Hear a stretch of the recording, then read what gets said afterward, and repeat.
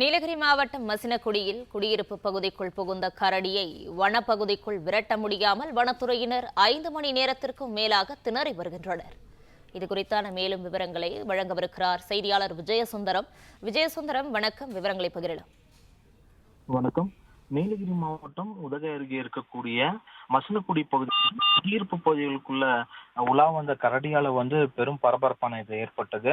சுமார் 5 மணி நேரத்திற்கு மேலாக அந்த குடியிருப்பு பகுதிக்குள்ள உலா வந்த அந்த கரடியை விரட்ட தற்போது வனத்துறையினர் போராடி வந்துட்டு இருக்காங்க. அதாவது கடந்த சில நாட்களாக இரவு நேரங்கள்ல கரடி ஒன்று மசினகுடி அருகே இருக்கக்கூடிய குடியிருப்பு பகுதிகளில் சுற்றி திரிந்து வந்ததாகவும், இந்த கரடியானது இன்று காலை சிவகுமார் காலனி என்ற பகுதியில ரிஜு என்பவருடைய வீட்டிற்குள்ள புகுந்த நிலையில உடனே பொதுமக்களும் அங்க இருக்கக்கூடிய சுற்றுவட்டார பகுதி மக்கள் எல்லாம் அந்த கரடியை வீட்டிற்குள்ள விரட்டி இருக்காங்க.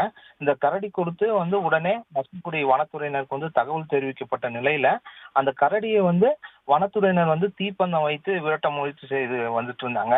சுமார் 5 மணி நேரத்துக்கு மேலாக 10க்கும் மேற்பட்ட வனத்துறையினர் கரடி வனப்பகுதிகளுக்கு முயற்சி செய்து வரக்கூடிய நிலையில அந்த கரடியானது அந்த குடியிருப்பு பகுதிகளில் பக்கத்துல இருக்கக்கூடிய மறைந்து விட்டதால தற்போது அந்த கரடியை சுமார் 5 மணி நேரத்திற்கு மேலாக வனத்துறையினர் அடர்ந்த வனப்பகுதிக்குள்ள.